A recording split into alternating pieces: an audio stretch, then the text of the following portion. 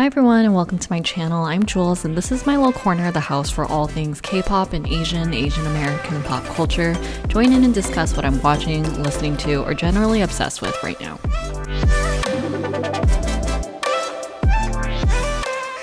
Hi everyone, welcome to another week of Julie's K-pop corner, my little corner of the house, all cute things, all K-pop things, pop culture. Yeah, for those living in LA or Southern California, know that there's a huge storm that's happening this whole week, an atmospheric river. And yeah, I don't know how much of this you can hear, but it's so insanely loud outside. It is just like seriously coming down.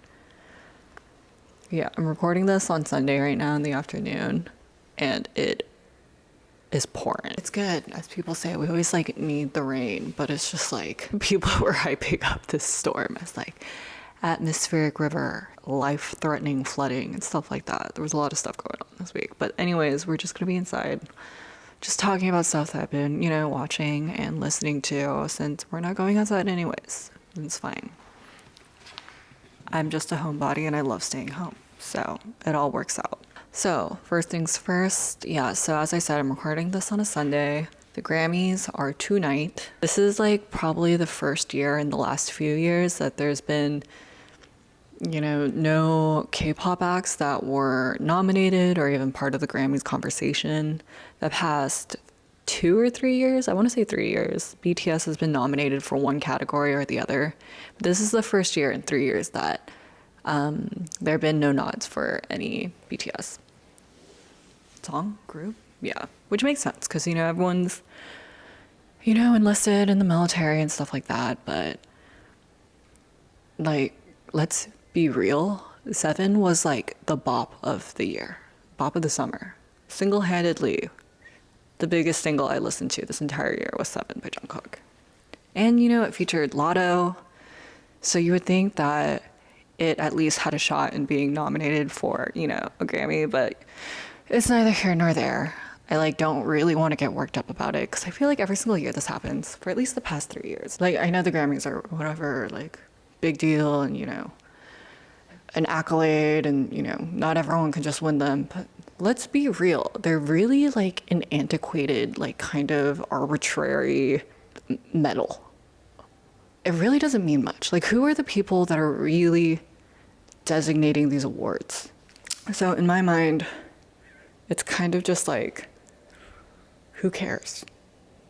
Like, if you like it, you like it. It doesn't matter if it's like nominated or wins a Grammy, because most of the time it's kind of BS. It doesn't really mean anything anyways. But I understand, Academy of Your Peers, whatever, recognize, yeah. People universally recognize it as a thing, but like, come on. So anyways, I'm kind of excited for once to just like not have any expectations or like being ready to be like let down immediately. Because, to be real, the last few years, it was just like army Twitter and like everyone online was just like so hyped just to be disappointed. And then it just like, fuels this like circle of like expectation, disappointment, when, it really is like a big deal that they got nominated in the first place. But at the end of the day, it does not define their worth or anything like that. So yeah, it's really telling, this year is just like no BTS, no K-pop, no nothing in the Grammys. So whatever, moving on. And speaking of crazy K-pop fandoms, moving on to 17 and 17 news. Yeah, 17 has announced their encore tour for Follow 2, the tour that they did last year in Japan. And, they announced 3 dates, 1 date in Seoul, 2 dates in Japan. And the 2 dates that they do in Japan happen to fall on 17's debut date. So they're celebrating, their 9 years of debut, but in Japan. So, understandably, k-carats online were ruthless. They were mad, like, this is a K-pop Korean group. And, for the encore for this tour, and just like most concerts that they had last year were all in Japan. Like, even when, the 2023 concert lineup got announced, or like, you know, the concert dates got announced, and Japan was getting a whole month of 17 tours, I was, you know, understandably, like a little bit, you know, what the heck? I was really hoping for a 17 tour last year. Ask anyone. That was the only thing I was really waiting for, was the 17 tour announcement for 2023. And, you know, when that didn't happen, I was like, all right, you know, okay, 2024, it's coming. You know, Hoshi, like, spoiled on the Weverse Live that, you know, he's coming to the US next year, which is, like, great. But when, you know, they first announced that these encore tour dates were going to be, you know, 2 in Japan and then, like, 1 in Korea, it was just like, the k-carats chose violence. Yeah, it was, like, a little bit dramatic, you know, but yeah, it's tough. Because, like, on one hand, I, like, completely understand where they're coming from, right?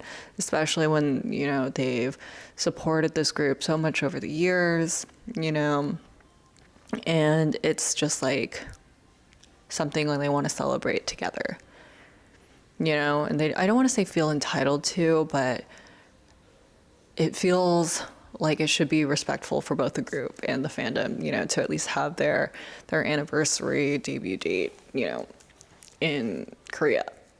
So, you know, totally get it. However, they were trying to organize like a protest, boycotting, buying, you know, concert tickets, and it's just like, what in reality does that prove? You know, first off, like, in terms of like the success to be able to pull that off is like a bit of a tough ask, right? Especially because they really are such a global group now. And secondly, like, what does that really do? Like, seriously, it just like only hurts the group. It hurts the company. It hurts, you know, this fandom. It's bad. It was a bad luck all the way around. And, you know, I don't think a lot of people agreed with it, although completely understandable where the sentiment was coming from, you know? But yeah, you know, the k-carats have every right to be mad, and I understand that, like, fandom is definitely like a two-way street in terms of like their group. You know, the group benefits and exists only because of the fans buying into it, and the fans, you know, get so much from, you know, the group that they stan. However, the entire approach to this just felt very like icky and like pretty much like the wrong approach to take. Like, ultimately just like, you know, hurts the group in this process, and like, what are they supposed to do about it? It's not like they have any control. Yeah, like I can understand, you know, especially because the k-carats also have like a sense of like a timeline encroaching, you know, in terms of like the enlistment deadline is like coming up at the end of like this year, maybe even before the end of this year.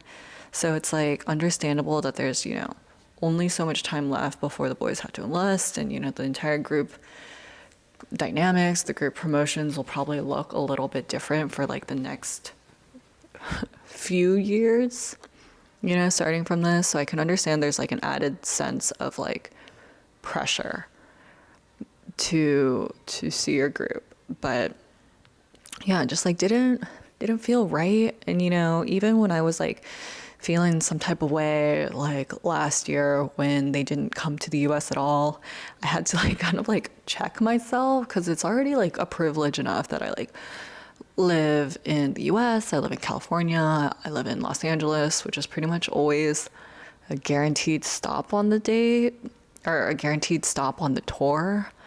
However, you know, there's still a lot of competition and stuff like that, but it's pretty much always guaranteed that, you know, most groups will stop by LA.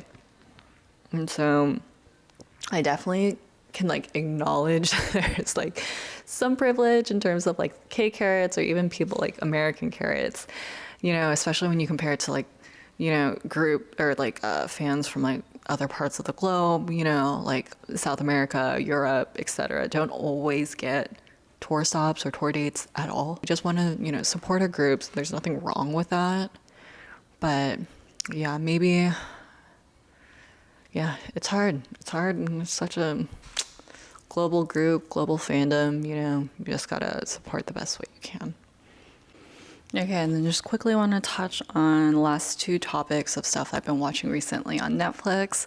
So the first show that I've been watching like over the past week is this TV show on Netflix called Brother's Son.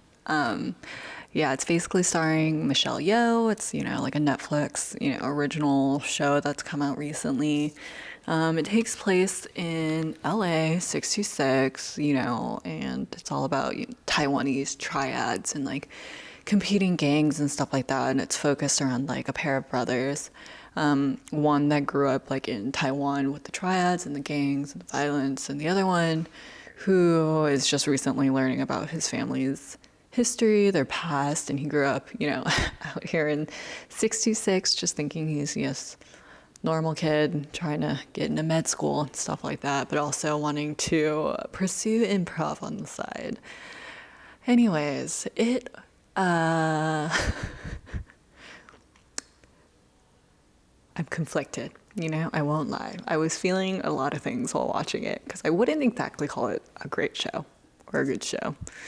The writing was objectively not great, I will say Michelle Yeoh, obviously, every single time, just carries anything she's in. She is a queen, she's mother, she's everything. She's the moment. It was really cool seeing her in that role. However, let's keep going on the positives. There was a lot of like fun, action sequences.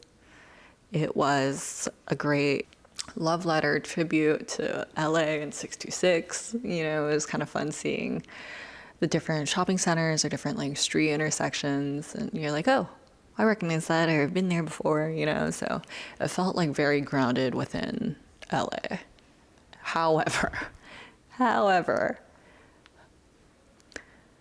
tonally, I was having like whiplash every other minute.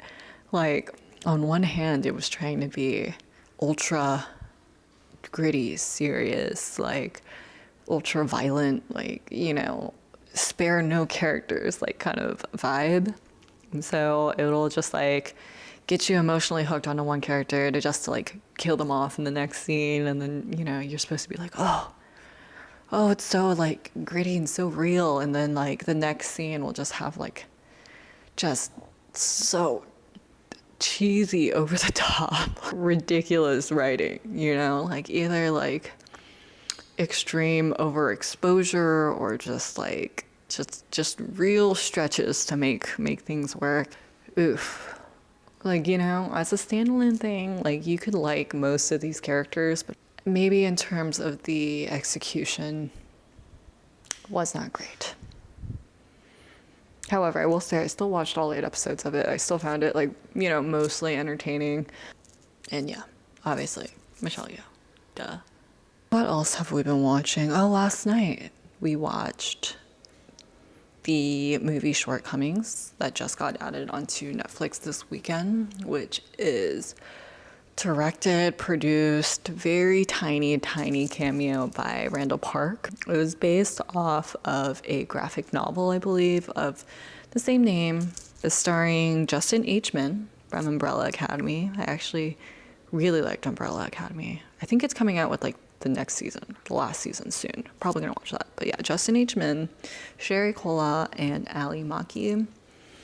And, it takes place in the Bay / New York, and cynical guy that's really into like cinema and the arts, and it's kind of just like how he's kind of the worst. He's just like really annoying and insufferable, and by the end of the movie, he is maybe slightly less annoying and insufferable, but he's still the same. I'm not gonna lie.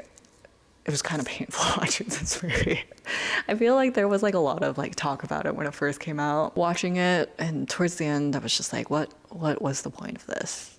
I truly do not understand what they were trying to say. Or maybe like I kind of understand what they were trying to get at, but it did not really land for me. Like I said, this guy is straight up the worst.